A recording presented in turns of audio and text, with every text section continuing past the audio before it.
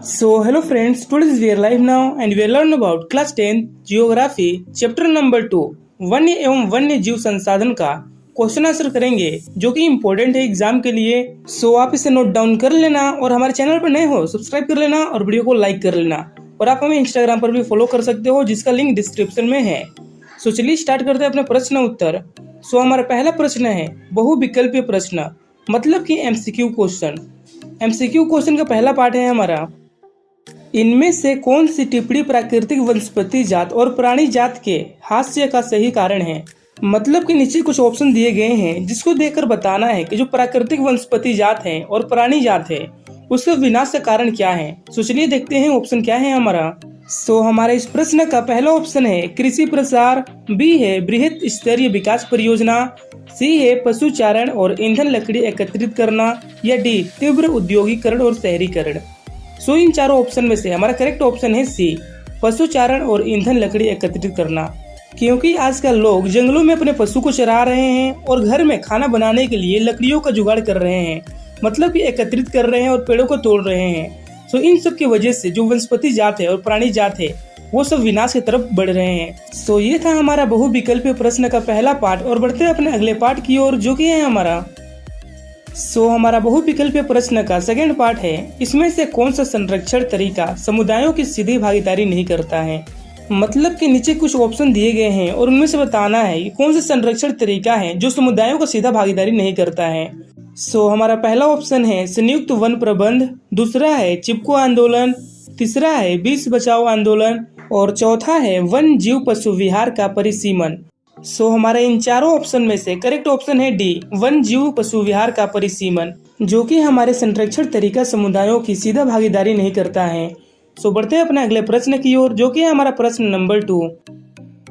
प्रश्न नंबर 2 है हमारा, निम्नलिखित प्राणियों पौधों का उनके अस्तित्व के वर्ग से मेल करें। मतलब कि हमें मैचिंग करना है प्राणियों और पौधों को उनके अस्तित्व के साथ। चलिए देखते हैं क्या है हमारा प्रश्न।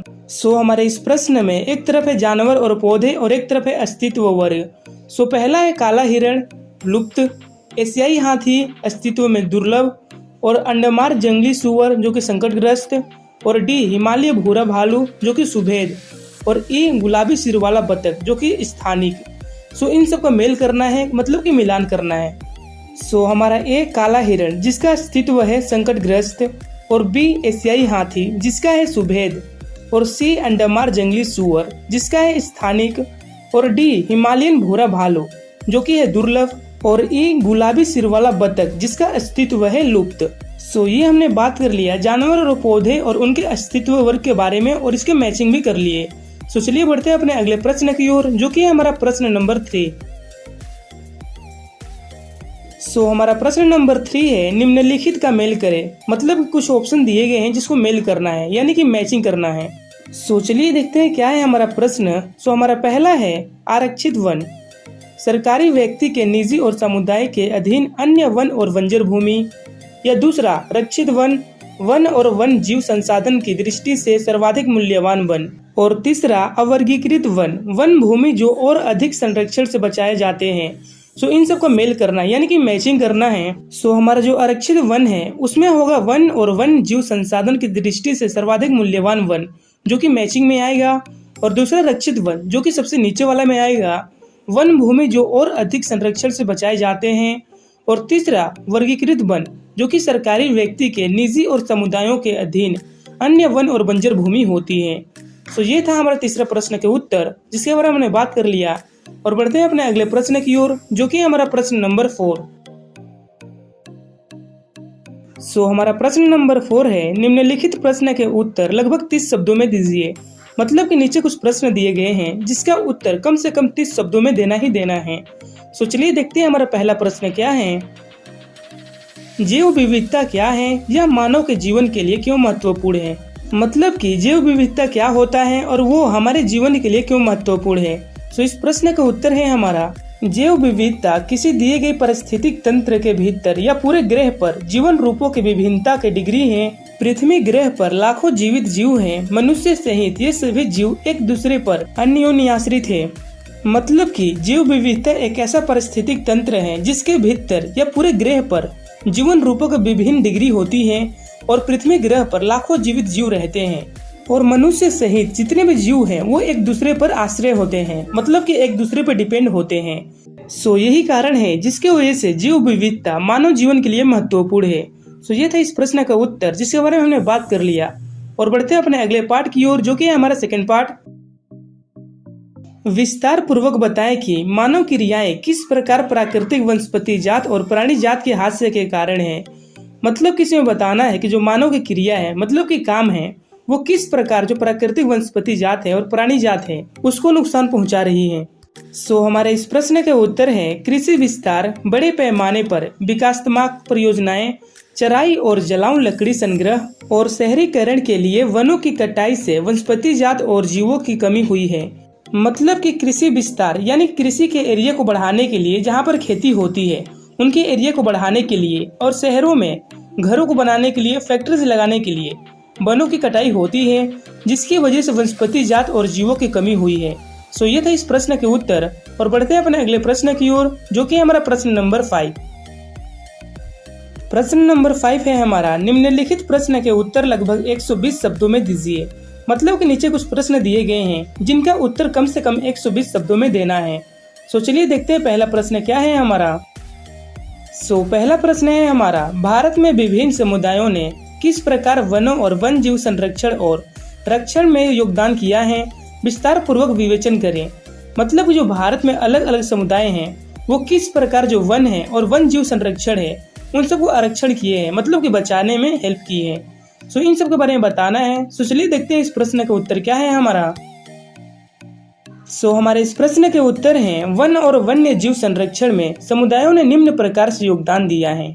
मतलब कि जो हमारे वन है और वन जीव है उन सबको बचाने के लिए जो हमारे समुदाय हैं उन्हें अनेक प्रकार से योगदान दिया है, जिनमें से पहला है हमारा, राजस्थान के सरिस्का गांव के लोगों ने वहां पर खाने खोदने का बहुत विरोध किया है। इसके लिए उन्होंने ग्रामीण वन जीव संरक्षण अधिनियम का सहारा लिया है। मतलब कि जब राजस्थान के सरिस्का गांव में लोग खाने खोद रहे थे तो उसका विरोध किए, और इसके लिए जो ग्रामीण वन जीव संरक्षण है उनके अधिनियम के द्वारा सहारा लिए ताकि उसको रोका जा सके। और दूसरा पॉइंट है हमारा, राजस्थान राज्य के अलवर जिले में ही 5 गांवों के वासियों ने 12,000 हेक्टेयर जमीन भैरव देव डाकघर सेंचुरी के नाम से आरक्षित क्षेत्र घोषित कर दिया है। इसके अपने नियम हैं जो यहाँ पर शिकार आदि क्रियाओं को रोकते हैं। मतलब कि जो राजस्थान राज्य के अलवर जिला है वहाँ पर 5 गांवों के वासी ने 12,000 हेक्टेयर जमीन जो है अपना भैरव देव डाकघर सेंचुरी के नाम पर आरक्षित क्षेत्र घोषित कर दिया, मतलब कि उन्हें दे दिया। और इसके अपने नियम होते हैं जहाँ पर शिकार आदि क्रियाओं को रोका जा सकता है। और तीसरा पॉइंट है हमारा, भारत में विभिन्न वृक्षों की पूजा प्राचीन काल से होती आ रही है। इनकी परिस्थितियों को देखते हुए छोटे नागपुर क्षेत्र में मुंडा और संथाल जाति के लोगों ने कंदन और महुआ के पेड़ों की पूजा शुरू कर दी है। मतलब जो हमारा भारत देश है उसमें अनेक प्रकार के जो वृक्ष है उनका पूजा किया जा रहा है बहुत पुराने समय से। और इसी परिस्थितियों को देखते हुए जो छोटे नागपुर के लोग हैं उन्होंने भी मुंडा और संथाल जातियों के लोगों ने कदम्ब और महुआ के पेड़ों की पूजा शुरू कर दी है। ये था इस प्रश्न के उत्तर जिसके बारे में हमने बात कर लिया। और बढ़ते हैं अपने अगले प्रश्न की ओर, जो कि हमारा प्रश्न नंबर 2। हमारा सेकंड पार्ट है, वन और वन जीव संरक्षण में सहयोगी रीति रिवाज पर एक निबंध लिखिए। मतलब कि जो हमारे देश में वन और वन जीव संरक्षण में सहयोग रीति रिवाज हो रहा है उन पर निबंध लिखना है।